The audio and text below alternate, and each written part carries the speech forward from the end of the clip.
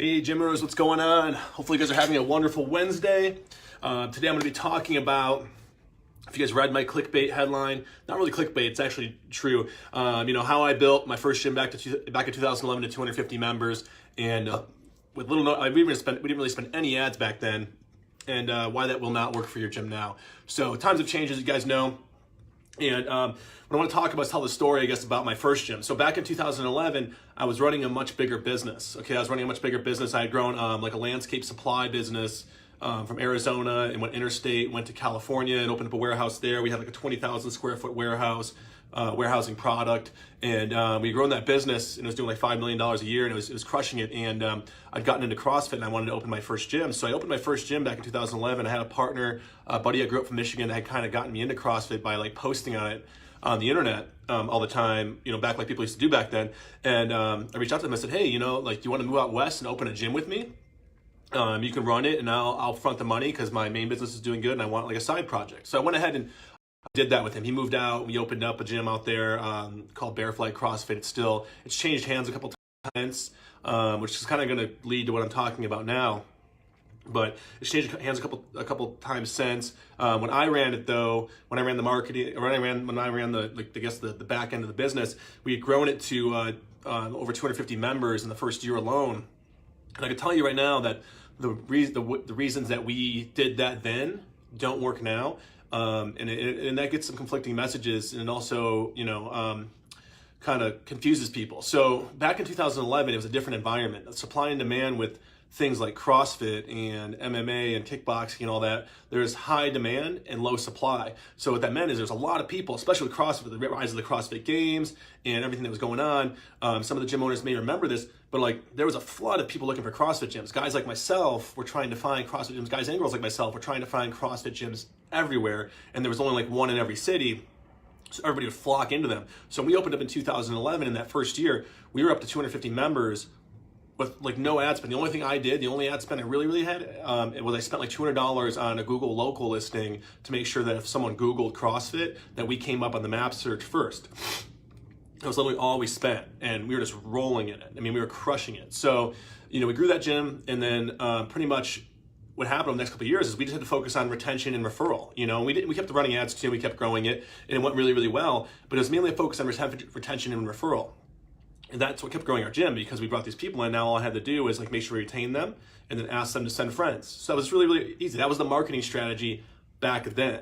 Okay. Now things have changed. And what happened is around 2011, at the same time I opened that gym, within the next 2-3 years, a lot of people had life changes with CrossFit and wanted to open gyms. Okay, they wanted to go open gyms and do it as well. And also coming out of the recession, there's a lot of people I remember, and it's hard to even think about it now, but I remember a lot of the gym owners back then opened up in 2011, they like lost their jobs and they had a little bit of cash, like I'm gonna go start my own business. And that's why they got into it. And the timing was just really, really, really good. And that's what worked for them. The timing was just really, really good. You were in the right place at the right time.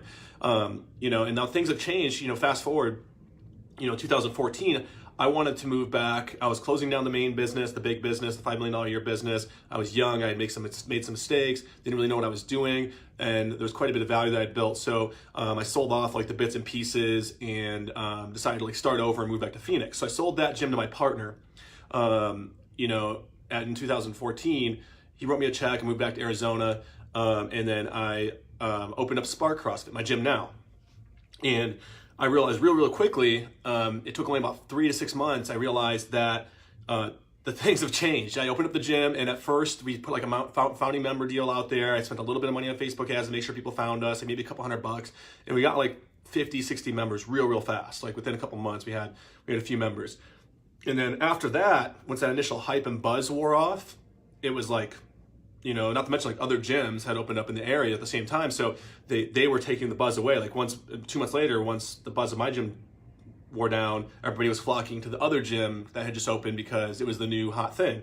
So times have changed. And that's kind of like an issue that we're facing now, and the message that's being sent by a lot of people that are considered experts in the gym owner space is a lot of the people that are most outspoken and have the strongest opinions on marketing and growth and sales are gym owners that never really had to deal with it. You know what I mean? Like if I was speaking to you as the guy who owned the gym in 2011, my message would be completely different from the guy that's speaking to you right now who runs Spark CrossFit, because they were two completely different models. If I had kept Barefly CrossFit back in 2013, 2014, I have no doubt that we could have continued to grow that thing on the backs of referral and retention. I wouldn't have had to do that much outbound marketing, okay? Because we had already hit a critical mass and we had enough people there to refer and retain and all that.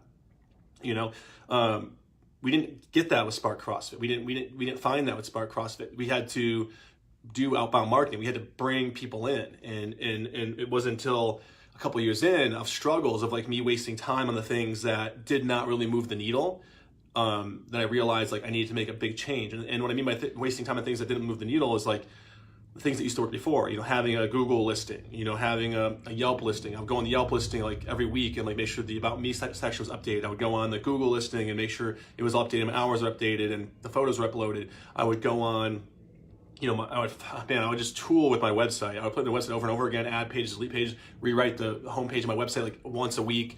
And I couldn't figure out, like, while I was thinking with all these things, what the magic, you know, thing was.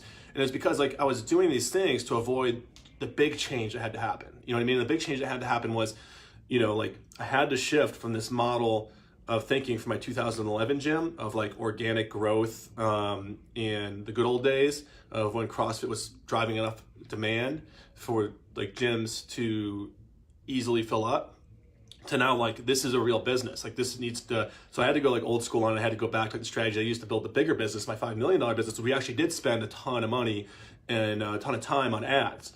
You know, we spent, you know, it was a $5 million business, but we were really, really good at running ads. So we would do only like 15, 20K a month in ad spend to do, you know, $200,000-$300,000 in product sales.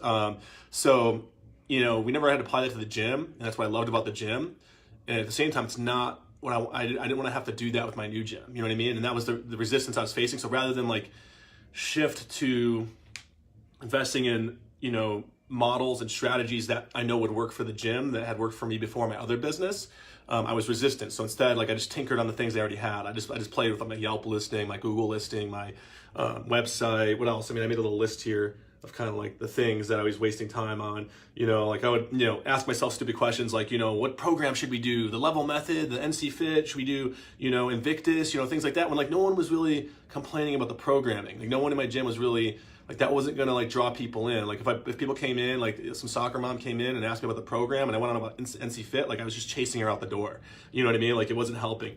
And then like, you know, things like, oh, should I add a, you know, I get like an email from Bing saying like, oh, you should add your business on Bing. And like I would spend, you know, an entire day messing around with Bing, you know what I mean? And then like I would actually like, entertain the calls from the Yelp people when they would call and say, hey, you should pay for our ads. Like I would do all that. It was just like, you know, I would spend 2 days thinking about that and talking about it with my wife. And it's like, all I was doing was kicking the can down the road of the bigger thing that had to happen. And don't get me wrong, like those things are important. Like you should have a Google listing, you should have a Yelp listing, you should manage those things. You should make sure like your About Me section is filled out and that you have keywords in there and things like that, because there's still some benefit to it. But you should do that like once a month or once every quarter. Like go check on those things, and like if there's someone left a negative review, go on there and respond and like, you know, make sure people know the whole story and all that good stuff. You know, like those things are important, but like I was, you know, doing it daily, and like I know gym owners that do the same thing. You know what I mean? Like they just keep tinkering with, you know, and like, and I've got a couple friends who are or quite a few friends now that are gym owners and other entrepreneurs, and like they suffer from the same thing, and they'll send me like pictures of the website, like, hey man, like I don't know what's going on with this website, like it's beautiful, it looks awesome, but it's not converting. And it's like, well, because that stuff does not matter. Like there's a bigger strategy and a bigger model that business has shifted to in regards to sales and marketing, because not only in the gym business but also in like the entrepreneurial world, everybody's getting in, so there's a lot of like noise and competition. And you know, and there's also then, and what makes it hard about the gym business is there's additional noise and additional strong, super strong opinions from people that have been in there the longest. And a lot of it's the gym owners and people that have opinions that came from the early days of 2008, 2009, 2010, and like because they have that tenure, like they're highly respected. There's a lot of people can learn from these people, and they are like super smart guys, and they have good business ethics, you know, a good I guess outlook and strategy. And like, but a lot of the message is like, you know, anti-adjusting to the new models that are working. You know what I mean? Like, you know, and like, it's not any one model, guys. I'm not saying like do a 6-week challenge, or I'm not saying do a 21-day Kickstarter. I'm not saying do a low barrier offer or free week. Like find what works for you, try different things, but like, you have to be doing something. You have to be proactive. Otherwise, what you're going to be reactive. And like, you see the board behind me, it says their model what works. Okay, it's all out there. The information's out there, and there are strategies and models that are working that you can implement that will literally change that. That's happened to us. 2 years ago. When I hit the bottom, like I was working my ass off 70 hours a week, and I got to like the bottom, man. Like I just couldn't break through this glass ceiling of like 150 members with my gym. And, I was working 70 hours a week. I was, like I said, messing with all these things, fucking with, all these things I didn't need to be spending time on. And I was miserable, like I didn't create a business, I created a job, and I couldn't free myself from it. I wasn't making more than I couldn't pay myself more than like $3,000 a month if I was lucky. And then that was very inconsistent. And I was like, man, something's got to change, because like this old way of thinking doesn't work. And that's the problem, and the noise is created within our own community of gym owners is there's a lot of outspoken people saying like, that doesn't work, you shouldn't do this, you should do it my way. And then what they're not thinking about is like their way stems off of the older model of what more my first gym was, which is like I built to a critical mass faster than these changes happened. So I didn't need to really adapt. I just needed to focus on the core fundamentals of retain and referral.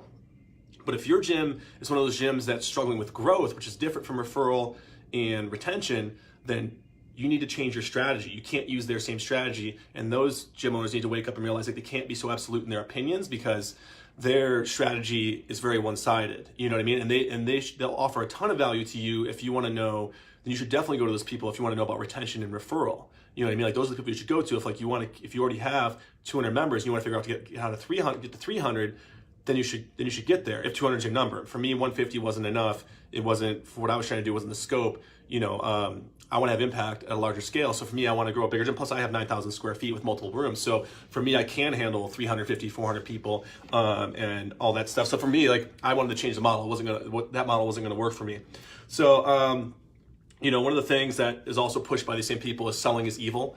That selling is an evil thing, that like they get selling mixed up with convicting people. Like, you know what I mean? Like that you're convincing someone to do something. And it's like, no, selling is not convincing. That's two separate things. And even I've gotten like people that lash out because they're like, you're selling. And it's like, well, first off, what's wrong with selling? There's nothing wrong with selling. Essentially all selling is, I think I have the definition here. Let's see, where does it say? It says, when interacting with a prospect, you must first seek to understand what is going on in the other person's world, then only then will your ideas be accepted and understood by the prospect. So essentially that's what we're trying to get, is like start with a story, meet them where they're at. I mean, you're where you're at because I've been through it all. You know what I mean? Like I've been through the thick and the thin. We rose again. And now like the problems we create, it's like almost like a more money, more problems thing of like, okay, now we need to hire and fill the voids. And that's where the setbacks are now. It's definitely not a money issue, but like early on, money would have solved a lot of my problems. You know what I mean? Like people act like money's evil. People act like, especially in our community of gym owners and within the community of your gym, like you'll have people in your gym, your own members, that when they see that you've switched your strategy to one of that can provide you prosperity, and one that can make you some money in doing what you love, that you'll get some resistance from them. They'll lash out. We had it happen when we switched models a couple of years ago. We lost a couple members because of it, and then we had quite the mutiny growing here at the gym of like core members from prior to this shift that were not approving of it at all. We kind of like, first thing we did was we had a separate room for them, and they were called themselves competitors, but they weren't really like competitors. They were just people that didn't want to do the class, and we moved the rig and shoved them all into the corner and opened up that space for like a HIIT class, because we were bringing in a lot of people for what was working at the time for like that style of fitness that wanted to use that to ascend to our CrossFit class. And that's what worked. And like, I just held true to it and knew that like in a year or two, or even 6 months later, they would see the strategy come together, and they would say that they would benefit too. And sure enough, that's what happened. All the people that stuck with me 6 months later, they still even to this day have a hard time admitting it, but they're here paying their membership dues, and that's enough for me to know that like, hey, we're doing the right thing. But even every now and then they'll still kind of walk by and kind of grumble, well, thank you for this, and you know what I mean? They don't want to outright say that, like, because in a way by saying thank you to me. They're like admitting to being wrong by being the ones who disapproved. And that's okay, you know what I mean? But like, that's essentially, you know, the journey we went through and that you'll have to go through too, is you'll have to pass through that resistance. So, you know, in whatever you're trying to grow, whether it's getting your message out or, you know, through your gym and changing people's lives, like you're going to get resistance in the community, and it's challenging in the gym owner community itself, because like there's so many strong opinions, because gym owners are very, very, like, a lot of them are very, very alpha, and that's why they're successful, is because they're like go-getters. They did it a certain way and it worked, and because it worked for them, like that's the only way, right? So that's, I don't blame them for that, but like there's a lot of absolute opinions and we're not going to be able to change them. And you should definitely stay open-minded and definitely like find the strategy that works for you. But like I said, don't create something new, model what works, okay? Model what works, all right? You don't need to go out there and like reinvent the wheel and like look at what everybody's doing and say like, oh, I can do better. You know what I mean? That's like mistake 101, is thinking you can do better. Like you already, because you're unique and different in and of yourself in the way that you talk and the way you present yourself as a human being and as the attractive character of your business, are already different enough. You know what I mean? Like you don't need to change the strategy and the model of what works to be different. You know what I mean? That's just the ego getting in the way of your business. Okay. So like, just let yourself be the difference maker. Don't try to shift the model and the strategy if it's working. So that's it, guys. I'm going to cut it off there. Otherwise I'll just keep rambling, but hopefully I got my message across. Hopefully that was helpful for you guys and it benefits.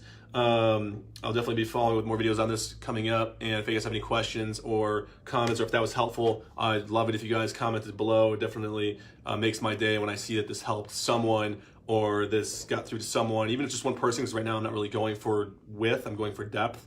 I'm definitely trying to go deep with the few gym owners that this message strikes with. If it doesn't strike with you, that's cool. You know, I'll have videos about different topics and like that. Maybe that'll be more entertaining for you. But if it's not your cup of tea, if you're already further down this road and the retain and refer strategy is more of where you're at, we have videos coming up on that as well for that person. But right now this video here is speaking more to the person that is seeking growth and is in a situation where money will solve a lot of their problems and what they're having with their business. Because ultimately, if you can't pay your rent and you can't pay your mortgage or your car payment, then ultimately money is going to solve the problem. And no matter how much good you're trying to create, no matter how much love or change you're trying to have on your community, it's going to be hard to enjoy that or acknowledge that or really, get anything out of that for yourself if like the things that are lower on Maslow's hierarchy of needs, the base, the shelter, having a vehicle, having clothes, being able to pay your bills, if those things are in the way, like it doesn't matter your passion, you're not gonna be able to like really live in your passion because those things are gonna be there first and you need to fix them first. So money will solve their problems there. And that's what I'm talking about here. And I'm speaking to those people. Okay. All right, guys, that's it. Hope that was super, super helpful for you. Have a good day. Keep crushing it. Bye.